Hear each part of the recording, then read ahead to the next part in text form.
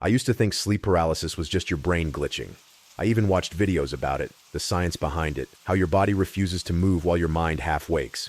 The hallucinations, the pressure on the chest, the shadow figures, all explainable. Then I moved into flat 4B. The building wasn't old enough to be haunted. It was ugly, beige, and cheaply built. Thin walls, squeaky floors, and a neighbor upstairs who stomped around like he was training for a wrestling match. It was cheap, though, and close to work. That's all I cared about. The first strange thing happened on my second night. I woke up in the dark, thirsty. My phone screen told me it was 3:07 a.m. I always sleep with my door slightly open because I don't like feeling shut in. The hallway light was off, but the faint orange glow from the street lamps leaked in through the living room window, just enough to see vague outlines. My bedroom looked wrong. I couldn't place it at first, just this sense that the shadows weren't where they were supposed to be. Then I realized the chair that usually sat by my desk was now pressed right up against the side of my bed. I hadn't moved it. I'm not the tidiest person in the world, but I definitely hadn't dragged a whole chair that close to where I sleep. I sat up, stared at it for a minute, then shrugged it off. Maybe I'd done it earlier without thinking. I pushed the chair away with my foot, turned over, and went back to sleep. The next night, I woke up again. Same time. 3:07 a.m. The chair was back, not just by the bed this time, but turned so it was facing me directly, like someone had pulled it up to watch me sleep. I laughed a little, even though my skin crawled. Okay, I muttered. Funny. I got up properly this time, picked up the chair, and moved it back to the desk. I checked the door, still slightly open. The flat was silent except for the humming of the fridge. I peered out into the hallway, into the living room. Nothing. No neighbors in the hall. No draft. No explanation. I told myself I was probably doing it in a half-awake state and not remembering. I've done stranger things tired. The third night, I tried a test. Before I went to bed, I took a photo of my room. Chair pushed under the desk, door half open, lamp on the bedside table, wardrobe closed. I even noted the exact time on my phone, 11:42 p.m. I slept with my phone in my hand. When I woke up, it was to that same suffocating stillness. My heart was already pounding before I opened my eyes, like my body knew something was wrong before my brain caught up. I checked the screen. 3:07 a.m. The room felt too full, like there was someone else breathing in there with me. I rolled over and nearly fell out of the bed. The chair was so close the back of it touched the mattress, and sitting on the chair was my lamp. The cord trailed across the carpet like a vein. The lamp, which had been firmly on my bedside table, was now set dead center of the chair seat, facing me. It wasn't turned on. I stared at it for a long time, my throat dry. No one had a key to my flat but me. I got up, switched on the big light, checked every cupboard, every corner, the bathroom, the kitchen, the tiny storage closet. Empty. I checked my phone gallery. The last photo was exactly how I left it. Chair under desk, lamp on table, everything normal at 11:42 p.m. No videos, no hidden burst shots, no clue of anything moving. I started leaving the big hallway light on at night after that. I told people at work I wasn't sleeping well because of a new mattress. I didn't want to say, something keeps rearranging my room at 3 in the morning, because that sounds like someone who needs help, not a coffee. A week passed without anything happening. I started to relax. Then, one Friday night, it escalated. I'd been out late, got home just after midnight. I was exhausted, a little tipsy, and all I wanted was bed. I didn't even check my phone before I knocked out. I woke up choking, not metaphorically, literally choking. Something was blocking my nose and mouth. My hands flew up and grabbed fabric, thick, scratchy, suffocating fabric. My duvet had been folded and pressed tight over my face, tucked in under my head like someone was smothering me with it.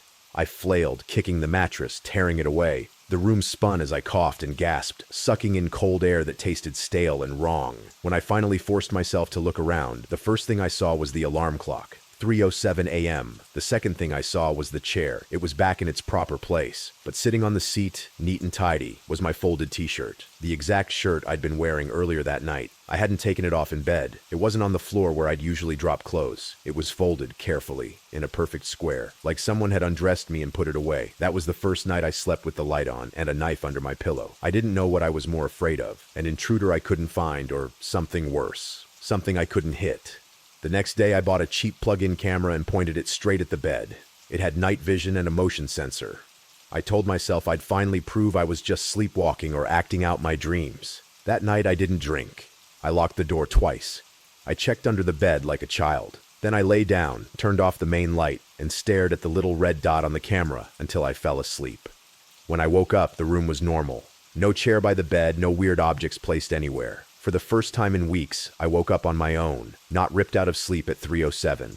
Then I noticed the lamp. It was still on, but the bulb was cold when I touched it. My phone said 3:08 a.m. My stomach flipped. I scrambled for the camera app, my fingers clumsy on the screen. The app showed a still image of my empty bed, file after file stamped only with dates. No thumbnails, just black rectangles. The motion hadn't triggered, except it had recorded one single clip. The timestamp read 3:07 a.m. Hands shaking, I pressed play. At first, there was nothing, just staticky night vision green, outlines of my blankets, the faint light from the hallway. Then the camera glitched. For one frame, less than a second, the picture warped, like the lens had been twisted, my sleeping body blurred. And there, on the chair beside the bed, was something else. It was shaped like a person, but wrong. Too tall, limbs slightly bent the wrong way, head tilted like a curious animal. Its face was turned towards me, but where its eyes and mouth should be was just smudged, gray emptiness. Then the footage snapped back. Chair empty, me still asleep.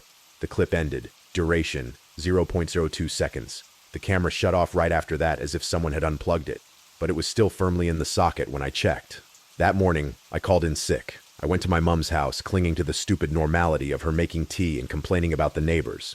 I told her my flat felt weird. She said it was because I lived alone now and had too much imagination. She offered to let me stay the night. I almost said yes. Instead, like an idiot, I went back to 4B. I told myself I wouldn't let some glitchy camera and a few weird nights scare me away from a place I'd signed a year-long lease on. I slept with all the lights on. I still woke up at 3:07 a.m., but this time I wasn't lying down. I was standing. My forehead was pressed against the cold window. My palms were flat on the glass. I could see my breath fogging the pane, even though the radiator was on. I took a stumbling step back, nearly tripping over something, my bed. It had been dragged 3 feet across the room, so that if I'd fallen backwards instead of forwards, I would have landed right on it. The chair was beside the bed again. On it, stacked like offerings, were 3 objects. My phone, the kitchen knife I'd kept under my pillow, and the night vision camera, its little red light glowing steadily. The camera was pointed straight at me. It clicked. The tiny shutter sound was impossibly loud in the silence. Then, somewhere behind me, close to my ear, a voice whispered in a tone that was almost amused.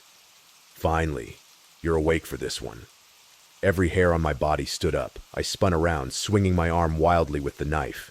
There was no one there. The door was still half open. The hallway was empty. The flat was silent. But when I looked back at the window, at my own faint reflection in the glass, there was someone standing behind me in it. Tall. Wrong. Head tilted in that same curious angle. The reflection lifted one long, thin hand and placed it on my shoulder. I didn't feel anything physically, no pressure, no weight, but something in my chest turned to ice. I left that night, took my keys, my wallet, and nothing else. I drove to my mom's and didn't go back alone. I broke the lease, lost my deposit. The landlord didn't even argue when I said there was someone coming into the flat at night. He just sighed and said, "Another one?" Now I wake up at random times. 1:12, 4:30, 5:59. I don't care, as long as it's not 3:07 a.m., because sometimes, just as I'm drifting off, I can feel a familiar heaviness in the room, like a chair being quietly pulled up beside my bed, and I swear I can feel someone staring at me, waiting, as if it's annoyed I left before it was finished.